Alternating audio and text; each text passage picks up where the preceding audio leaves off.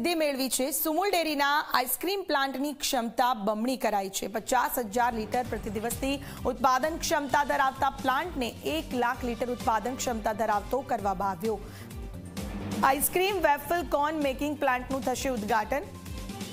આવતીકાલે ભાજપ પ્રદેશ અધ્યક્ષ સી.આર. પાટીલ, વિધાનસભા અધ્યક્ષ, ડેરીના ચેરમેન શંકર ચૌધરી હાજર રહેશે। સુમુલ ડેરી સાથે હાલ જોડાયેલી 1200 દૂધ મંડળીઓ સુમુલની નવી સિદ્ધિથી પશુપાલકોને મળશે ફાયદો।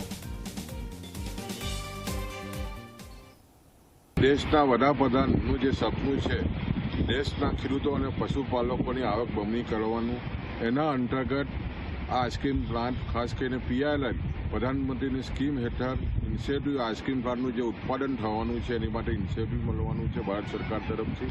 એ ખૂબ જ સારી યોજના હેઠળ આઈસ્ક્રીમ પ્લાન્ટનું વિસ્તૃતીકરણ થયું છે અને આવનાર દિવસોમાં ખાસ કરીને પશુપાલકોની આવક બમણી થાય એ દિશાના જે પ્રયત્નો કરી રહી છે એના અંતર્ગત આઈસ્ક્રીમ પ્લાન્ટનું ઉદ્ઘાટન આવતીકાલે 14 મે થનાર છે। સુરતમાં ઓનલાઈન